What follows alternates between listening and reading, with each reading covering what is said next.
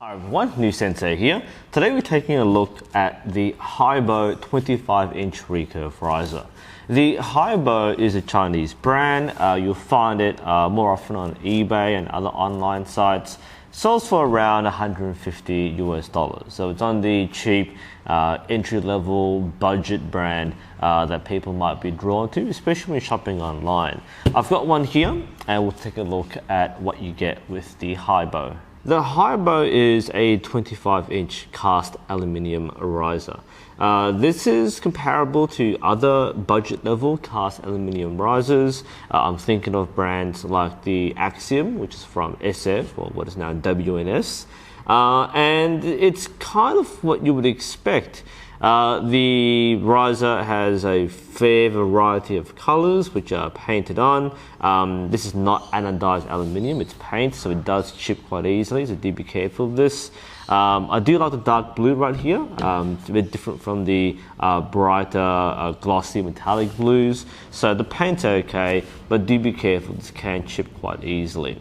In fact, despite having just unboxed it, there's already a few chips in the paint around some of the bushing holes and mounts and along the edges. So the quality isn't quite there, but that's what you get for this price range. Of course, this is purely cosmetic. It doesn't affect the bow at all. In fact, the aesthetics of the bow look decent. The edges are fairly well rounded and smooth. It doesn't expose a lot of the sharp edges which some of the cheaper risers would have. And while it's very simple design, it's a basic functionality and it should be okay for people who are starting out with the bare minimum budget. The Haibo has the standard mount and bushings for all the accessories. It has the stabilizer mount on top, bottom and middle. It does have the clicker extension hole. It does come with a small clicker extension. It has the two burger holes for your plunger, as well as the sight mount and clicker mount. The Haibo is, of course, an ILF riser, so it can use any ILF limb. The limb bolts look a little plain. I know other more expensive risers have a bit more of a glossier, shinier, more decorated limb bolt. This is very plain and simple, as you can expect. And the limb pocket itself is a little strange. I haven't really seen this much reinforcement on the limb pocket. There are two bolts here, and you can achieve the horizontal adjustment with these bolts on the side. It's a little excessive, but perhaps there's a good reason for it. One important thing to note about these cast aluminium risers is that they're not as strong as machined or forged aluminium. So there is generally a recommendation of around a mid-30s max draw weight. I think 35 or 36 pound is the recommended maximum for these risers. And that can be consideration if you're thinking of shooting a heavier bow or taking this past the intermediate point. Once you start shooting heavier limbs, you might risk cracking the riser because this wasn't designed to be shot with a heavy set of limbs. The weight, I would say, is fairly average. It's not on the heavy side, which some beginner aluminium risers tend to be. They can be quite dense and heavy. The Haibo is a bit lighter than that. So in the hand, I'd say it's perhaps average. In terms of balance, it's okay. The more expensive risers will have more delicate balance, want to stay in the hand and stay vertical. This one, it just sits there. It doesn't want to do anything really. You won't really struggle with this. And it's a pretty decent platform to start with, I feel. It is, of course, naturally top heavy, as if most recurve risers, though it doesn't seem to be exceptionally so. The grip is okay. It's the budget style plastic grip. The shape is fairly decent. It gives you plenty of room for your fingers. It does have a nice contour, so you can place your hands in the right spot. Actually a pretty decent design. I think it's just right for most people. It's a little deep and aggressive. A lot of people like this kind of grip. I think it's a pretty good starting point, actually. So my initial thought for the Haibo, just looking at it, is that it's a pretty average beginner bow. This is what I would probably recommend to someone who's spending perhaps no more than $400 on their first kit, like entire kit, bow, arrows and everything. So if you're looking for a cheap riser, This seems to be the sort of riser which people might go towards, especially online. And for that reason, I don't expect too much of it. But with that said, let's give it a shot. So here we have the Haibo fully strung. In the hand, it feels alright. It's basically what I expect a beginner recurve to feel like. Like I said before, it doesn't feel too heavy. It's a little top heavy imbalance, which is normal for all Barebows. And otherwise it feels okay. I do note that when I strung the bow, I had some difficulties in getting the right brace height. Seems the geometry of this riser tends to favor a much larger brace height. This is on 9 inches. Depending on your model, you might go for like 7.5 to 8.5 inches. Some risers do really well with 9 inches and above. So this should be on the higher side, should function okay, but I did find many of my strings which I tried didn't quite fit the right brace height which I wanted, but this should be okay. So let's give this a shot, first using Barebow.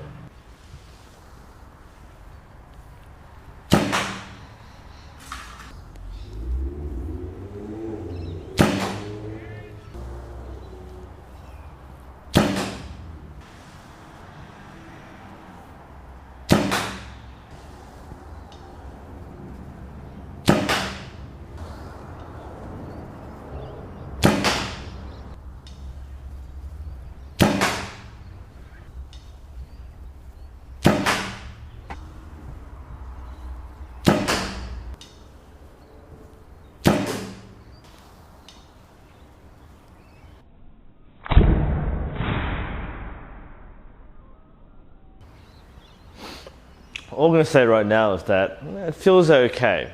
It doesn't feel great, it just feels okay. That's, again, what you expect when you pay this amount of money for a riser. It works, I can group, nothing really interferes with your shooting. It just feels okay.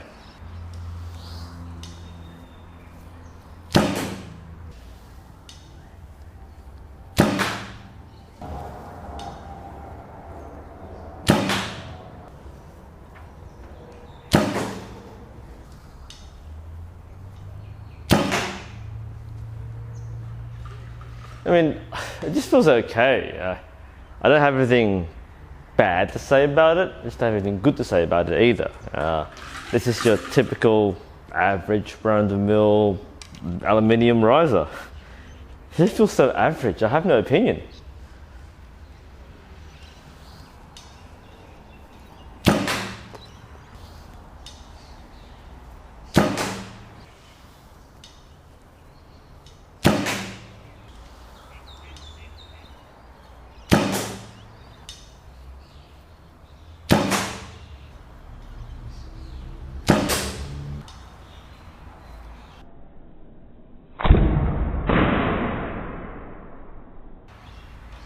I mean, yeah, you could shoot consistently, but like I said, it's just like I'm shooting a bow, and that's kind of it. That's what you expect from a $150, $200 riser. This is the same for most of the brands at this level, like the Core Air, for example, or the Axiom. They just feel like you're holding a metal bow, and that's basically it. Not a bad thing, but I'm just not impressed. I shouldn't be impressed. It's what I expected.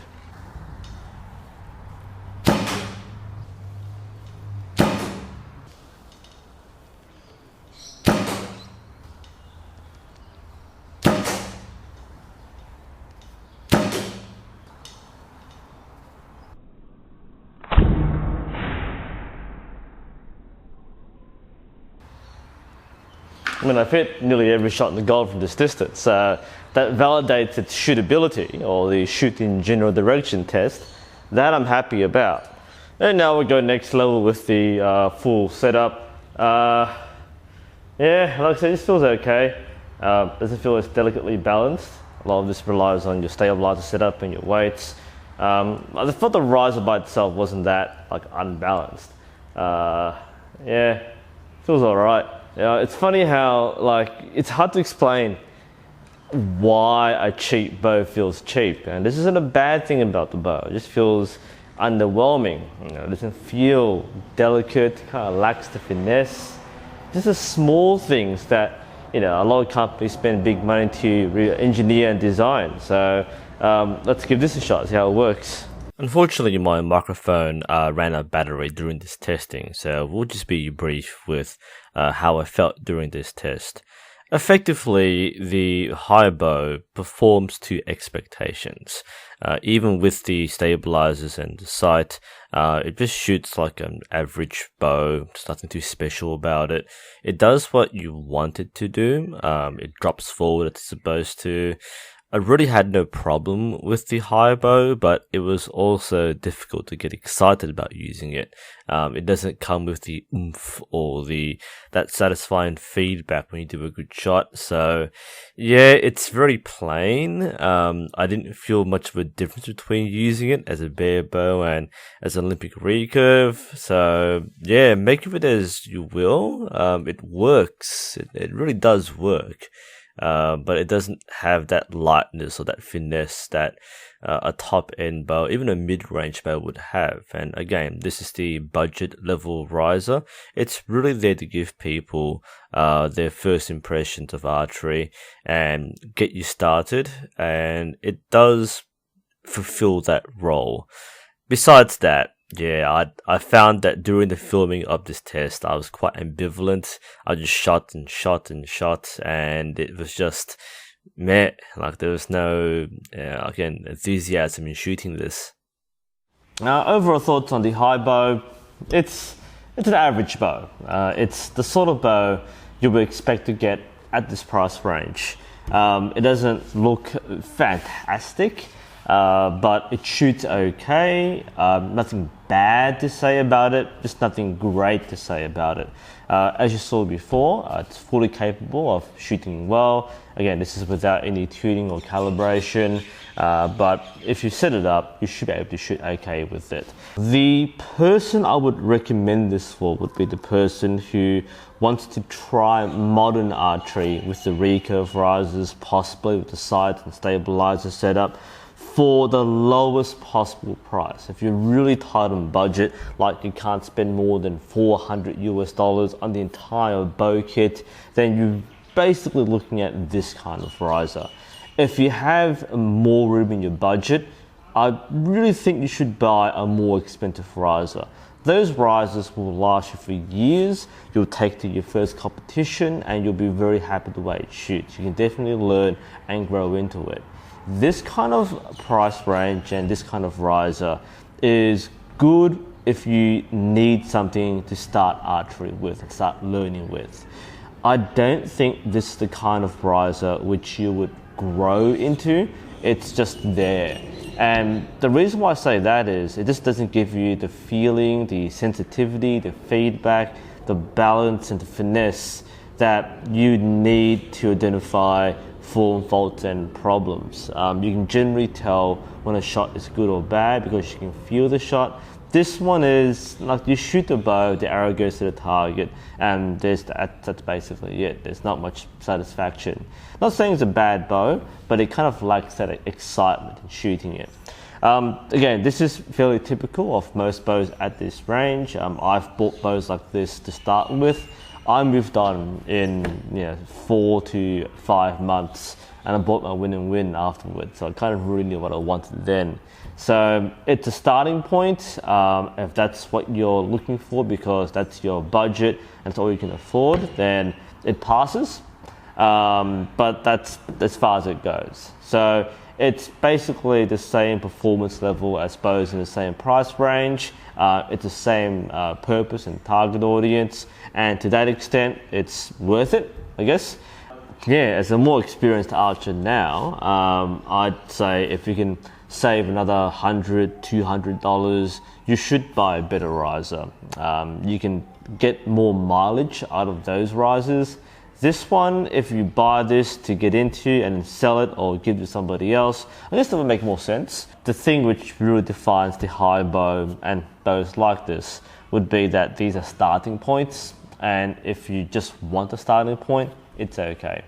Anyway, hope this was interesting and helpful. This is NUSensei. Thank you for watching. I'll see you next time.